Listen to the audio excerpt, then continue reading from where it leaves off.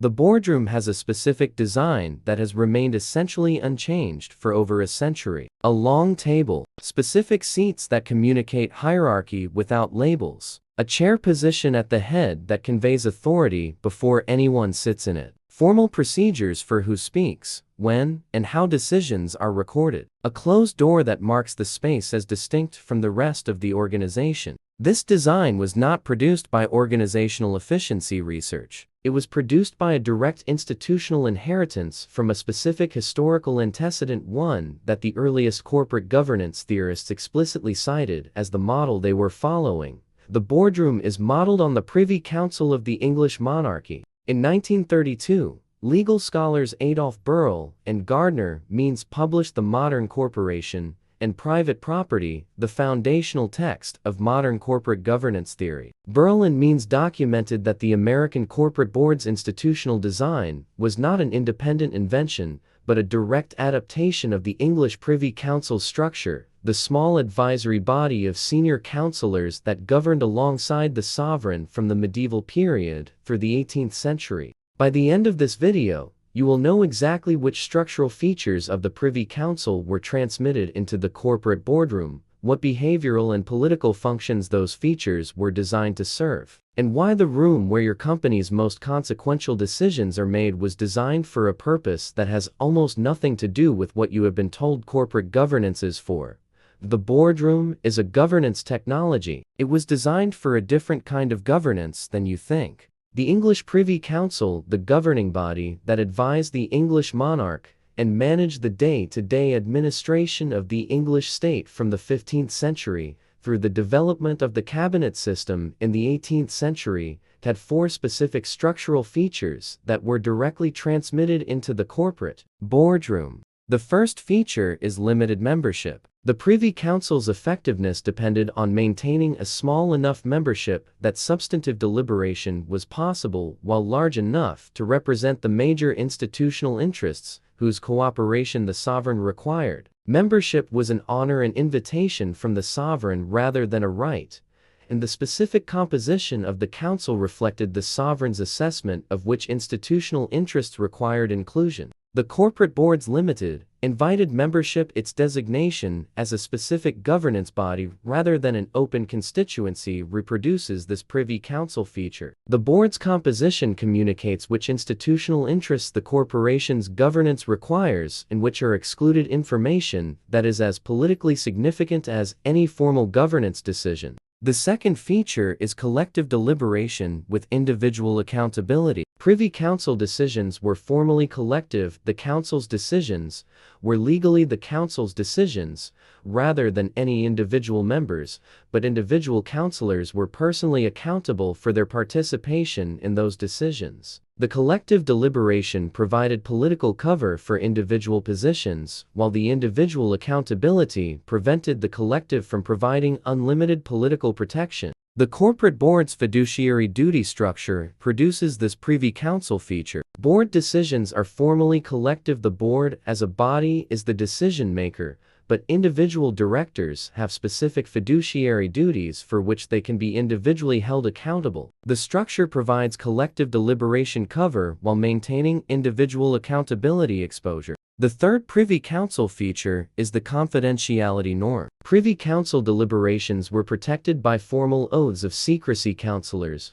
were sworn to maintain the confidentiality of council deliberations as a condition of membership. The confidentiality protection served two functions. It allowed frank deliberation that would have been politically dangerous if public, and it maintained the sovereign's control over information about the governing process. The corporate board's confidentiality norm, the formal and informal expectations that board deliberations are not disclosed outside the board, reproduces this Privy Council feature. Board confidentiality is framed as a governance necessity that allows frank deliberation. It is also, as the Privy Council's confidentiality norm was, an information control mechanism that limits the accountability exposure of the governing body to audiences outside the governing system. The fourth feature is the chair's primacy. The Privy Council's deliberations were formally chaired by the Lord President of the Council, a position that controlled the agenda,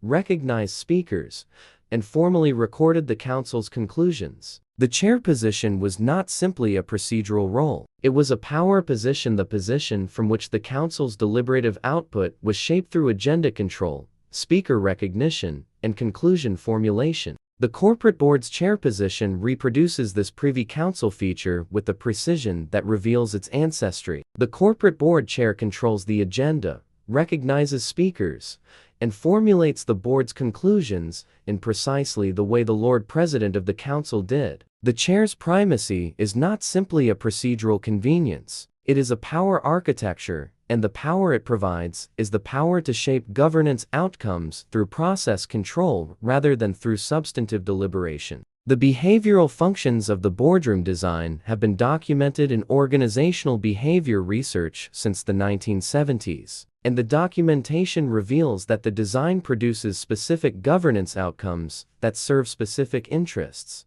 Organizational psychologist Irving Janis documented in his 1972 Groupthink the foundational analysis of small group decision-making failures in high-status organizational settings that the boardroom-specific environmental features produce specific cognitive effects in the people who deliberate within it. The combination of limited membership, high status, confidentiality norms, and hierarchical spatial arrangement produces what Janis called groupthink, the systematic suppression of dissenting perspectives through social pressure, the illusion of unanimity through the conflation of silence with agreement, and the self-censorship of individual judgment in deference to perceived group consensus. The boardroom does not just house decision-making. It shapes decision-making through the specific cognitive effects its spatial and social environment produces. Sociologist Mark Mizruchi documented in his 1996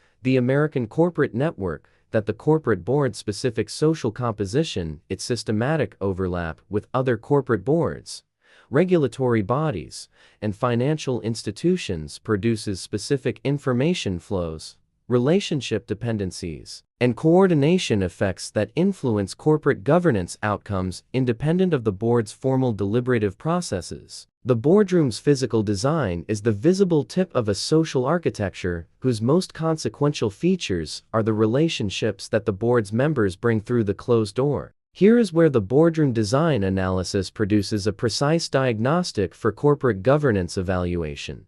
The boardroom's Privy Council inheritance produces specific structural features that are visible in any corporate governance examination, and that reveal specific governance characteristics that the formal governance documentation does not communicate.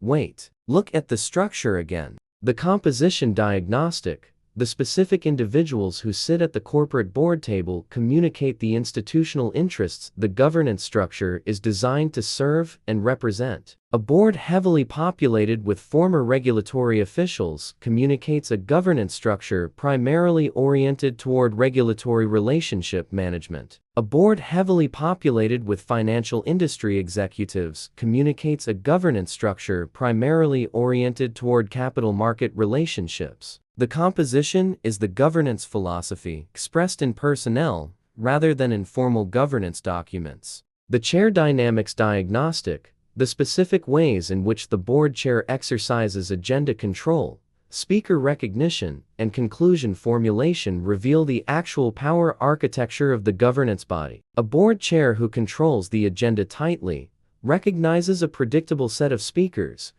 and formulates conclusions that consistently align with management's positions, is exercising Privy Council chair primacy in the service of management rather than shareholder interests. A board chair who opens the agenda, recognizes dissenting voices, and formulates conclusions that reflect genuine deliberative tension is exercising chair primacy in the service of the governance function. The confidentiality norm diagnostic. The specific ways in which board confidentiality is maintained and enforced reveal what information the governance body is protecting from which audiences. A board that maintains strict confidentiality about deliberations that later produced favorable outcomes for management at shareholder expense is using the Privy Council confidentiality norm as an accountability protection mechanism rather than as a deliberative protection.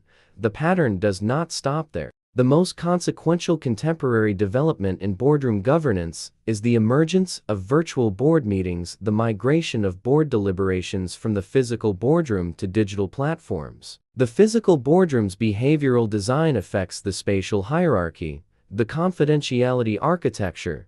The group dynamics produced by the specific physical environment are partly reproduced and partly disrupted by the virtual meeting format. The governance consequences of this disruption are only beginning to be documented. If this investigation is worth continuing, signal it. The algorithm reads that as a vote for independent analysis. Here is the applicable lens.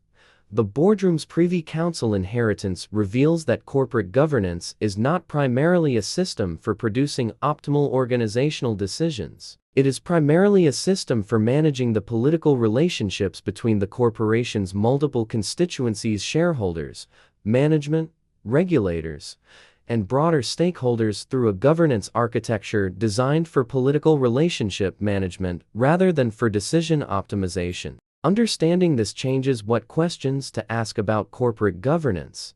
Not, did the board make the best possible decision? But, which institutional interests were represented in the deliberation, whose interests were excluded? How was the deliberation shaped by the chair's agenda control? And what information did the confidentiality norm protect? From which audiences? The next video in this investigation will show you exactly how the Privy Council inheritance reveals specific governance failures in 3 documented corporate governance controversies: the Enron board's deliberations before the company's collapse, the Boeing board's deliberations before the 737 MAX crisis, and the Wells Fargo board's deliberations before the fake account scandal, and what the governance architecture analysis reveals about each failure that the formal governance documentation obscures. Subscribe so you are there when it publishes. The question is not whether the boardroom was modeled on the English Privy Council. Berle and Means's corporate governance history, the Privy Council's structural feature transmission, and the organizational behavior research on boardroom dynamics all confirm that it was. The question is whose interests the governance architecture you are subject to was designed to serve, and whether those interests are yours. This investigation was produced with AI-assisted research tools and human editorial oversight. All claims are grounded in documented historical and institutional sources. Transparency is part of the methodology.